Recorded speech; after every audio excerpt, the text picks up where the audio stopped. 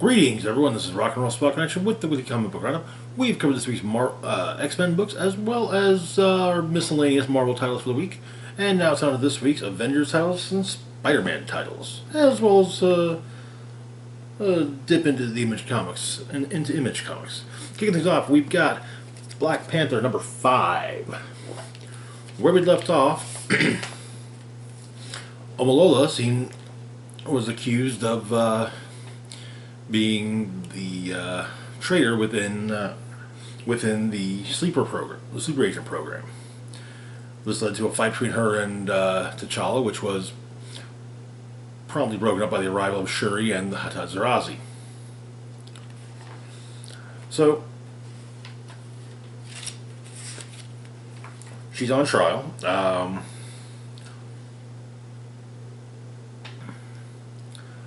She says she's accused of being a liar, and she has lied. She claims she's deceived them, and she's been deceitful. But everything she did in service to Wakanda and T'Challa. And the Wakandan Parliament is not too happy about these new revelations about the sleeper program.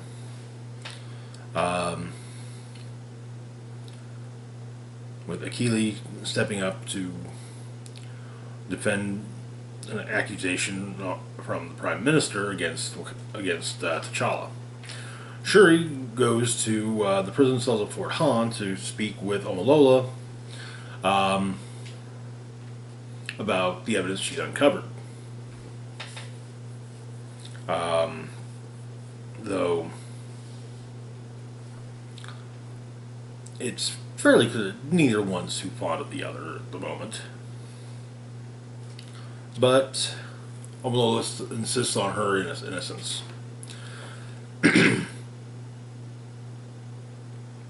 Shuri tells T'Challa that Omolola continues to insist upon her innocence.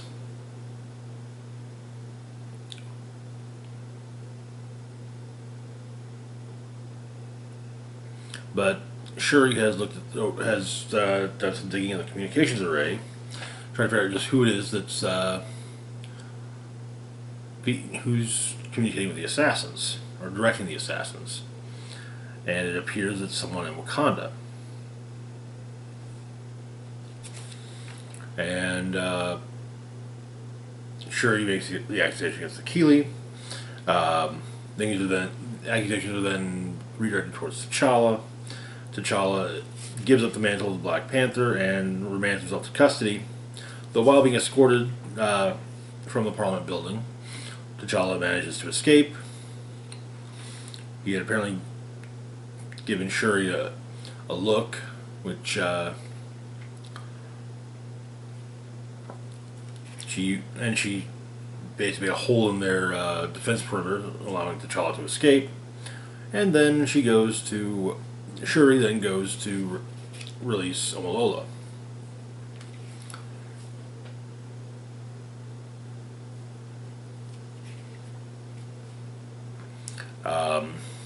However, Omolola does state that things aren't going to be easy for T'Challa. He doesn't have the Black Panther suit. He's just a man, and sure, he probably corrupts him to say that the Black Panther uniform is just some slick gear. With or without it, T'Challa's never been just anything. And that is where the issue ends. I'm actually enjoying it. I'm really enjoying this arc. It's a slow burn political thriller, which something I've always enjoyed in the realm of fiction. I mean, look at one of my favorite MCU movies is Winter Soldier, because it's exactly that, a slow burn political thriller. But and I like the fact that it's we've got some possibilities of who's behind everything, but no definitive. Well, yeah, it's probably this person. At this point, I'm figuring we haven't even we maybe have been introduced very briefly to the mastermind on the whole thing, but haven't really seen them in action. So, but anyway, moving on to our next book, we've got Miles Morales Spider-Man number 37. Where we left off, Miles and Shift had entered one of the dimensional portals in the Beyond Corporation's Staten Island facility, and in an effort to find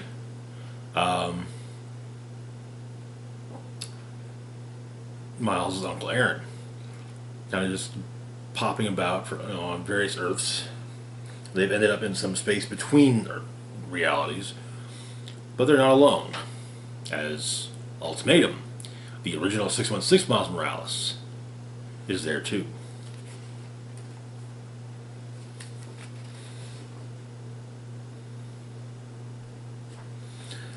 And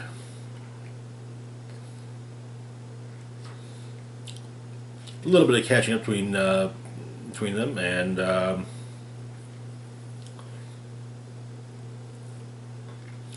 Miles and Shift deal with Ultimatum, and manage to get some info from him.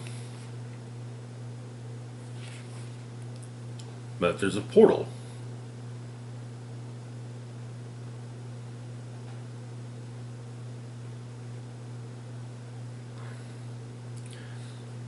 Though, after the fight, of course, Ultimatum is buying time.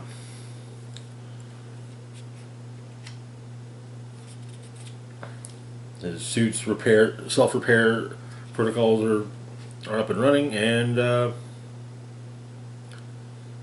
he uses it to push Miles and Shift through a portal, landing them in yet another reality. But as they make their way through the portal, they see Miles' life up to the point where he fought the conclusion of the Clone Saga. Only this time things went differently, and Selim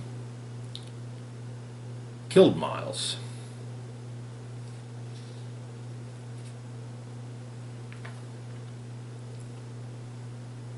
But they make it through the portal,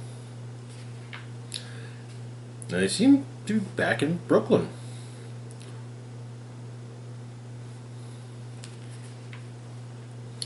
Brooklyn seems to be the capital of Selim's empire. That is where the issue ends.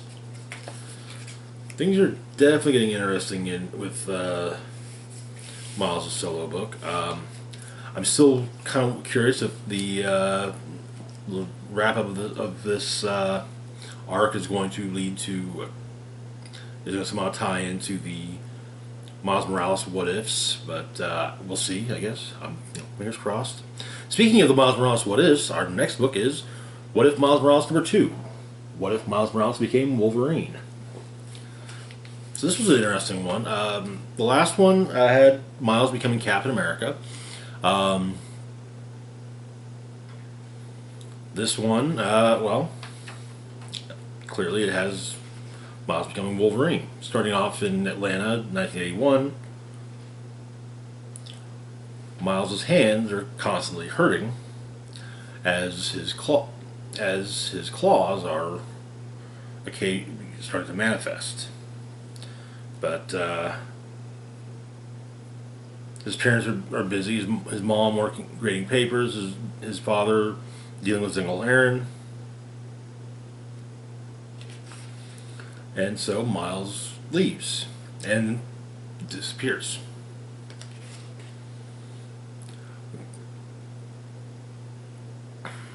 "41 years later, in Rhinelander, Wisconsin, Miles comes upon a group of Sentinels, deals with them, but apparently he's being watched by SHIELD Director Malcolm Colcord, as well as SHIELD Agent J. Agent J is sent after Miles. The two of them duke it out.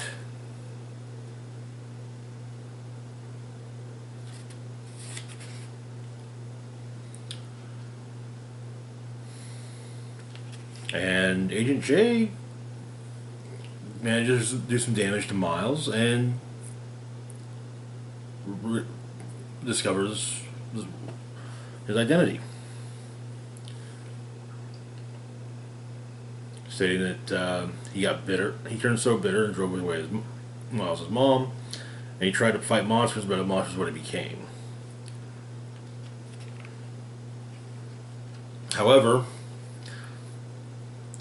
Miles isn't the only member of the Morales family that of his family that is subject to the Weapon X program, as his Uncle Aaron shows up as Sabretooth.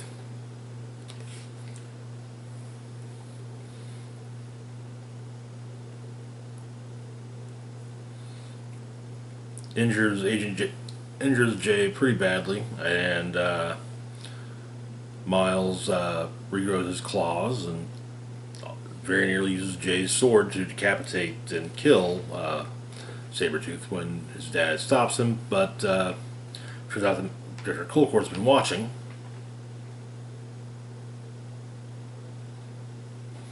And Miles buries his father.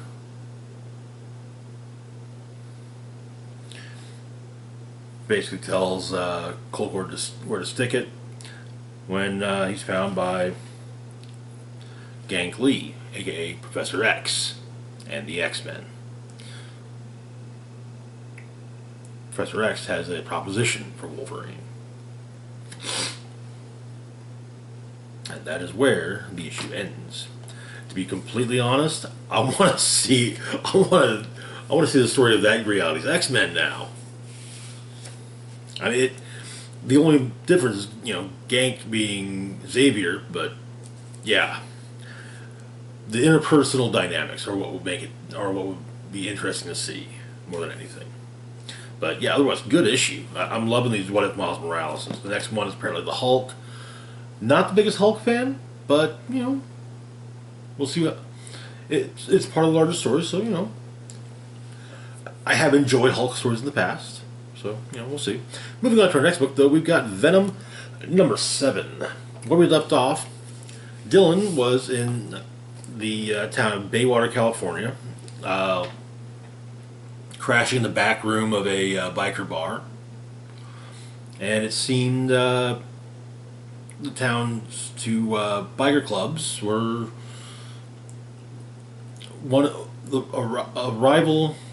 club that's a rival to the club that runs the bar that Dylan's been staying at and working at, that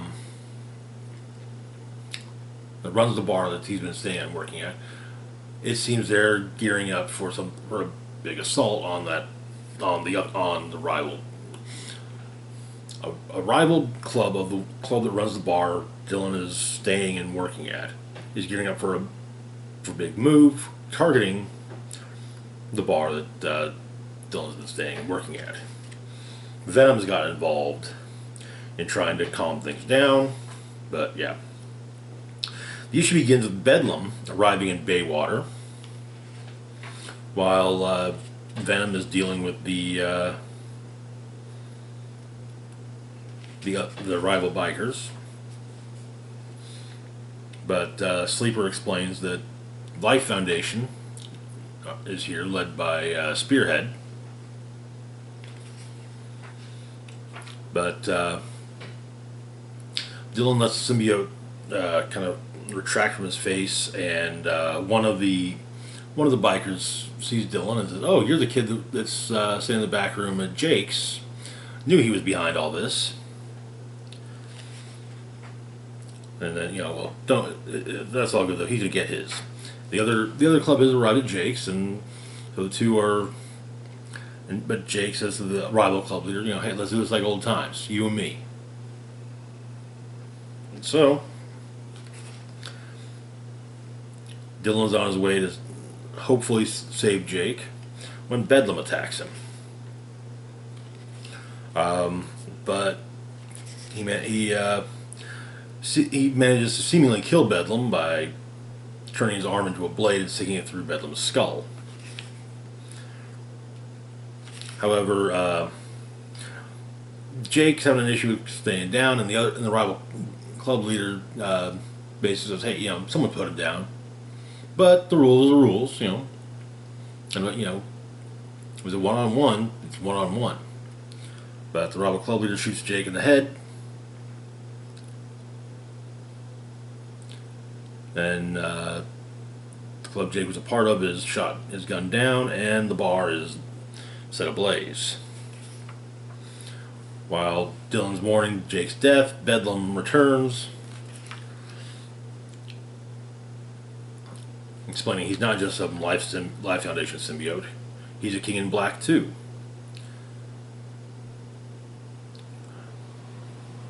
His goal is to make Venom stronger, and pain makes Venom stronger.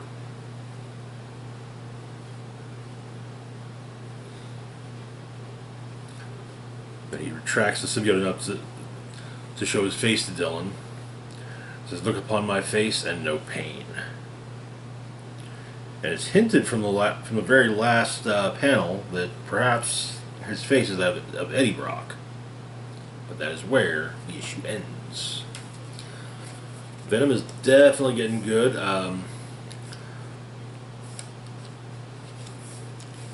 I as much as I do enjoy all of the focus on Dylan, and if no other reason, the fact that Ram V is absolutely killing it. I wish there was a little more focus on what's going on with Eddie in the time stream. Mainly because I like Al Ewing's writing too. I like the two of them working on the book together. Moving on to our last book for the moment, we've got Nocterra, number 9. Where we left off, Nocterra Sundog Convoy had received a new member, Blacktop Bill, who's on the run from his previous handlers, and has offered to be as helpful as possible, mainly so he can get revenge on his former handlers. But yeah, so we open with a flashback to last day before the sun went dark, or before the world went dark, basically. And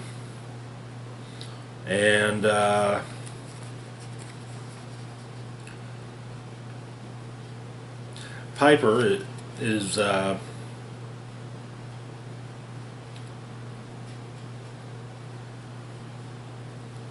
narrating,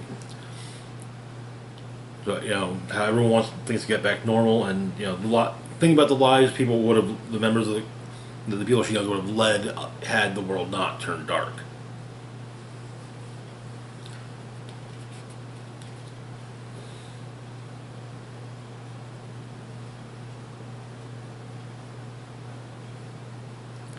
But and she explains that she thinks about what might have been more often than she thinks about what will be.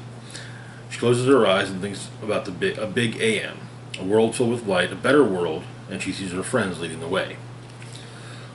Speaking of her friends, Piper and her friends are dealing with some shades, with Piper naming this group this particular breed of shades Hawkoons.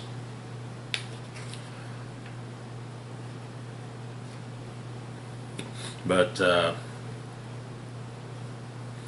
Emery is he's somewhat linked to a hive mind, and he gets a vision from it, but he's able to draw all of the big lights to take out the Hawkoons.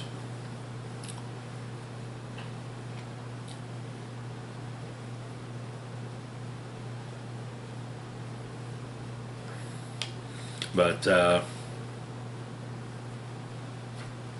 Bill is giving the rest of Sundog Convoy intel on where he's from, Eos. I'm explaining there's it's called Luna. It looks like a big fallen moon, big old sphere of light, with folks like Bill being nocturnes. Songs born of the moonlight. Yeah, it's mighty poetic for a bunch of sadistic assholes. But Luna, an isolated military compound set out in the ocean off the coast of Florida, connected to the mainland by a long guarded bridge.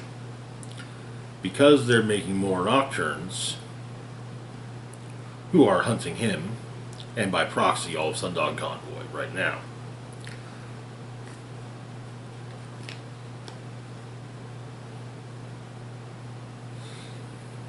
And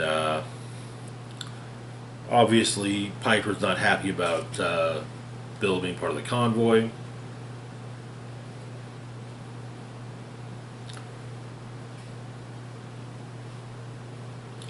While she's trying to memorize the equation that's supposed to bring him out the world of light,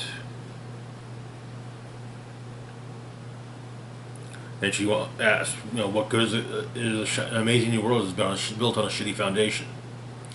They compromise everything to bring it to pass. Doesn't that poison it?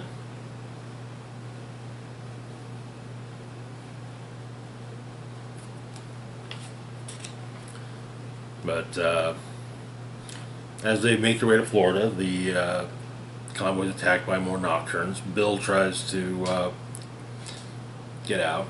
We also find out why it is that William, the Nocturne leading the charge to find Bill, hates Bill so much.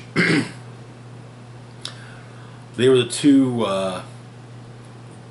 best of the Nocturnes in training, and while Bill had no desire to lead, William did.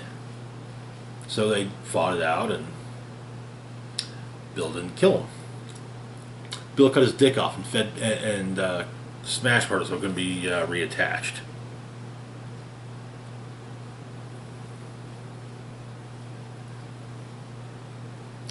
But Piper's driving Bill's truck. He gets hit with one of the battery killers. But Bill suggests that Piper pop the trunk, unleashing a bunch of baby shades. But later that night, Bill comes to speak with Piper. Apparently, they kind of agree on it. He agreed with some of the things she said.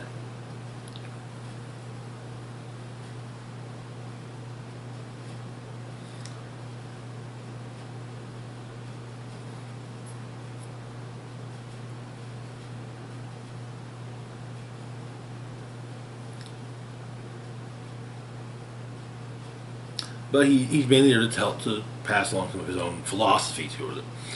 As he sees her as being the type that thinks that the big PM is making everyone better people, and in the end they'll all carry the values forward. But he tells her that people are only good to each other in the big PM because it's how you survive. You have to be good to remain in an outpost. Being kind, being good is Darwinism. But as soon as they bring back the light, that new world on the other side of the big PM, it'll be worse than it was before the darkness. And anyone who doesn't think so has no place there. And he even says, hey, look, you want to chain me back up? Here you go. Here are the chains.